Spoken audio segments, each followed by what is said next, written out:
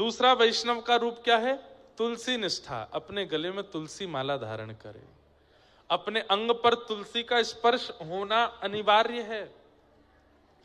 जिस बिना तुलसी को पधराए ठाकुर जी जल भी पान नहीं करते, हम लोगों का अंतिम समय आएगा तो बिना तुलसी के ठाकुर जी हमको कैसे स्वीकार करें?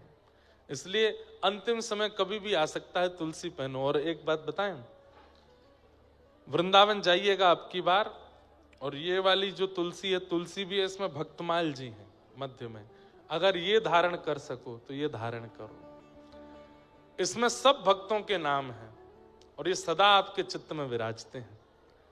श्री नाभा गोस्वामी जी के सुंदर भक्तमाल भाव में इसकी बड़ी निष्ठा बताई गई कि जो भक्तमाल अपने चित्त में धारण करता है, अंतिम समय जब उसका आता है, अंतिम काल जब उसका आता है, प्राण निकलने का समय जब आता है, तो जितने भक्त हैं ठाकुर जी के, ध्रुव जी से लेके प्रहलाद जी तक, मीराबाई से लेके सूरदास तक, कुम्मन दास से लेके और नरसिंह मेहता तक, सब प्रकट हो जाते हैं और प्रकट होकर के उस वैष्णव को निकुंज में लेकर के जाते हैं, अगर भक्तमाल जी अंतिम समय पर आपके चित्त से स्पर्शित हैं तो।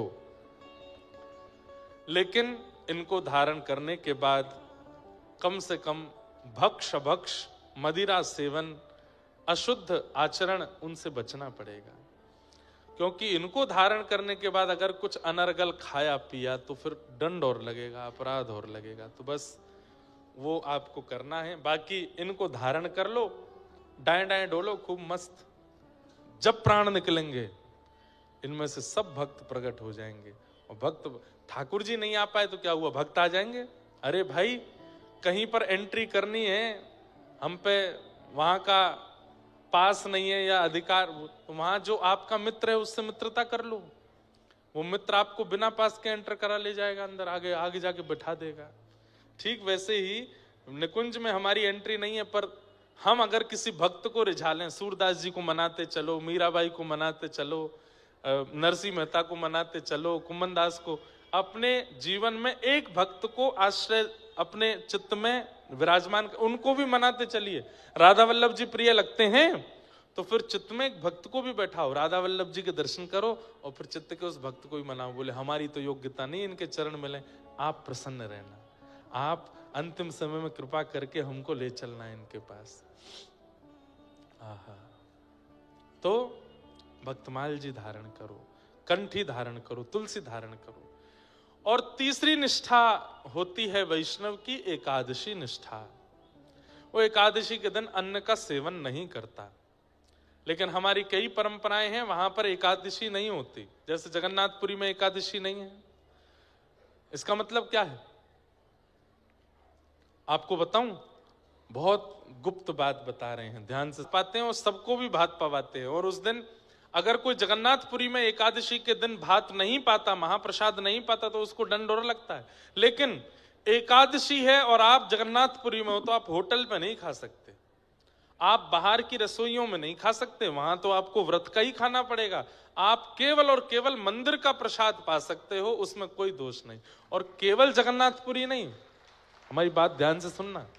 आप घर पे बैठे हैं, एकादशी है, और उसी समय कोई बद्री विशाल भगवान का प्रसाद लेकर के आ गया, कोई श्री रंगनाथ भगवान का खीरांग लेकर के आ गया। अब आप मन में विचार करो, ये तो अन्न है तो अपराध है ना। चाहे एक कणिका लीजिए, उसमें से एक तिनका लीजिए, आपको लेना ही चाहिए। प्रसाद के प्रति अन्न बुद्धि नहीं, प्रसाद के प्रति वस्तु बुद्धि नहीं, प्रसाद के प्रति सामग्री की बुद्धि नहीं होनी चाहिए। प्रसाद के प्रति तो प्रसाद की बुद्धि है, वो अन्न नहीं है। आप उसको अन्न समझ के पाओगे तो फिर प्रसाद के प्रति अपराध बन जाएगा। चैतन्य महाप्रभु कहते हैं प्रसाद क्या है? बोले महाप्रसाद है गोविंदे, वो तो साक्षात गोविंद हैं। अगर एकादशी भी है और उस दिन कोई अन्न की बनी सामग्री मंदिर की प्रसाद के घर पे आ जाए, पूरी मत पाओ, थोड़ा सा उसमें से लेके मुख में ले लो, प्रसाद का सम्मान करो। तो गुप्त बात यह है कि महाप्रभु जगन्नाथ जी साल भर की समस्त एकादशियों में महाप्रसाद पाते हैं, लेकिन जैसे ही स्नान पूर्णिमा आती है, स्नान पूर्णिमा के बाद 15 दिन जो मंदिर बंद रहता है रथ यात्रा तक, उतने दिन महाप्रभु जगन्नाथ जी अन्न सेवन नहीं करते। तो इसका मतलब क्या है? साल भर की सबरी एकादशी एक बार में कर लेते हैं जगन्नाथ जी, सबरी एकादशी कर लेते हैं। तो इसका मतलब क्या है? यदि आप एकादशी जगन्नाथपुरी में करके आए हैं तो वहां महाप्रसाद पाइए, जो एकादशी करते हैं उनके लिए बात है। लेकिन जैसे ही लौट करके आप वापस अपने नगर स्थान पर आ जाते हैं तो अगली एकादशी जब आवे तो उस एकादशी पर एक नहीं 2 व्रत कीजिए। कैसे?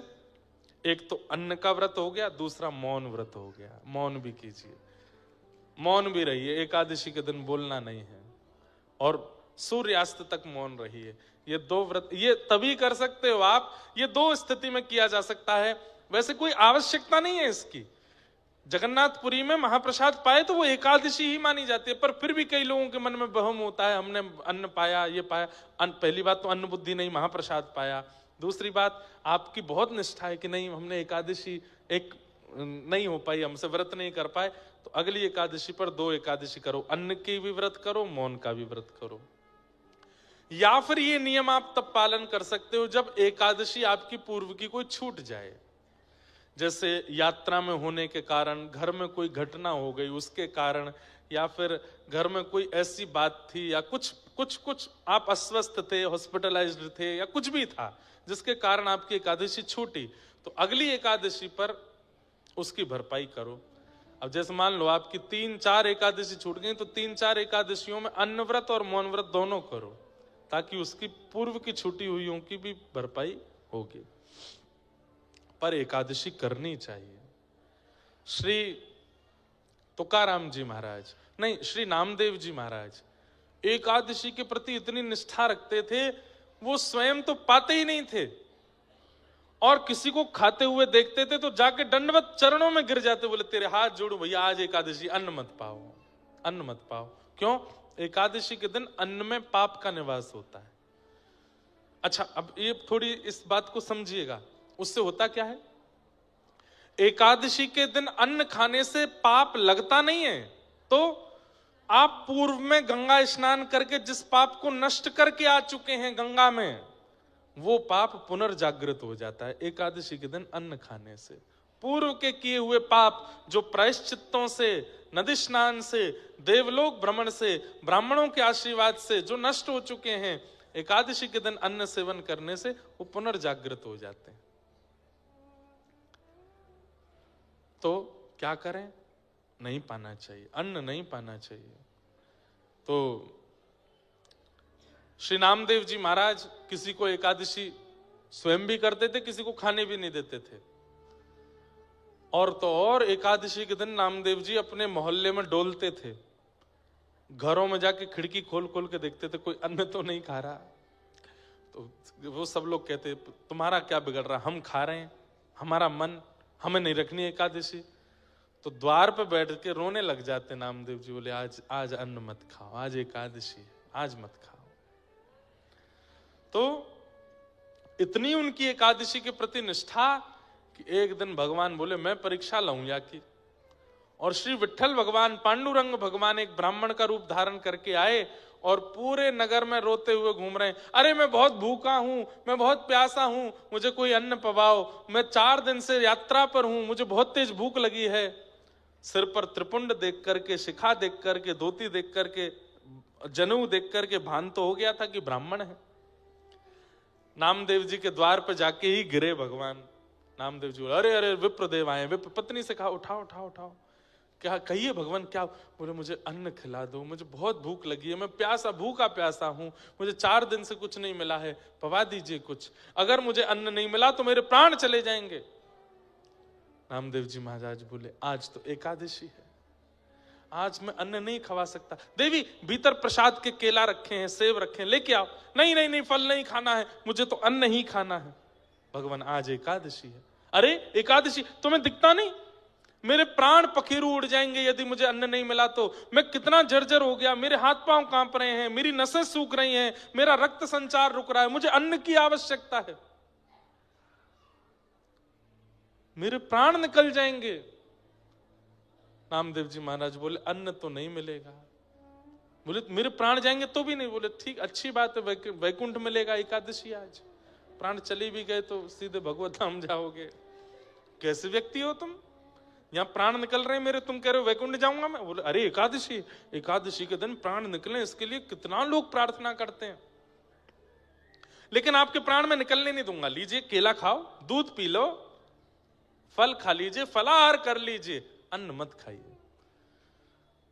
ठाकुर जी बोले ठीक है, तो मैं दूसरे के घर चला जाऊंगा। बोले वहां मैं जाने नहीं दूंगा, क्योंकि मुझे पता है आप अन्न खा लोगे, और मैं किसी को अन्न खाने नहीं देता एकादशी के दिन।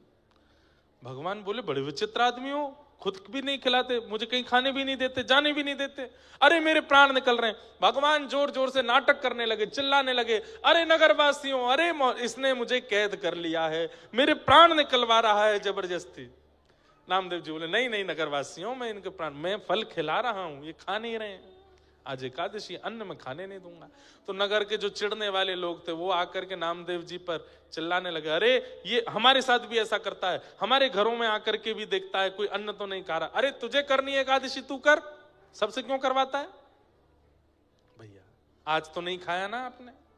बोले कि अभी भी देखो, इसको यही चिंता है कि मैंने अन्न तो नहीं खाया, अपनी चिंता कर, मेरा तो उद्धार हो जाएगा, पर मुझे है कि सबका होना चाहिए, कोई रह ना जाए इस धराधाम पर, सब पंढरीनाथ को प्राप्त कर लें। ठाकुर जी बोले परीक्षा तो हो रही है, लेकिन थोड़ी और बड़ी हो। इतने में ठाकुर जी दौरा पड़ गया, ठाकुर जी को जोर जोर से हिलने लगे, अन्न खिलाओ, अन्न खिलाओ, मेरे प्राण निकल रहे हैं। नामदेव जी महाराज सिर सहलाने लगे, पैर दबाने, पत्नी से बोले देवी एक काम करो, दूध में केला घोल करके पिला दो इनको, थोड़े प्राण तो बचेंगे। ब्राह्मण ने मुंह बंद के लिए, नहीं वो नहीं पीऊंगा, अन्न ही खाऊंगा। अब मेरे प्राण निकल रहे हैं, प्राण निकल रहे हैं। आंखें ऊपर चढ़ा ली भगवान ने, और देखते ही देखते सचमुच के जैसे प्राण निकल जाते हैं वैसे ठाकुर जी हो गए।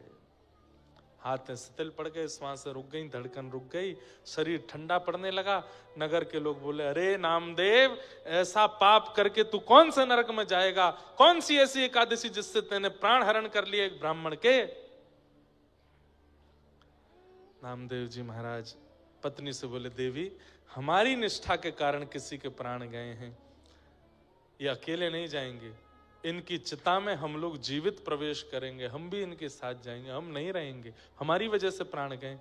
अपने घर में ही चिता बनाई, उनका शव रखा, एक शव की तरफ पत्नी पति और सब बच्चों को भी बैठा लिया, और अग्नि हाथ में लेकर के नीचे चिता में अग्नि प्रज्वलित कर ली, हाथ जोड़ के बैठ गए, हे पंडरीनाथ मैंने एकादशी नियम तोड़ा नहीं, पर मैं किसी को देखता भी नहीं अन्न खाते हुए, इसलिए इन विप्र के प्राण गए, इसलिए मैं अपने प्राणों की आहुति इनके साथ दे रहा हूं।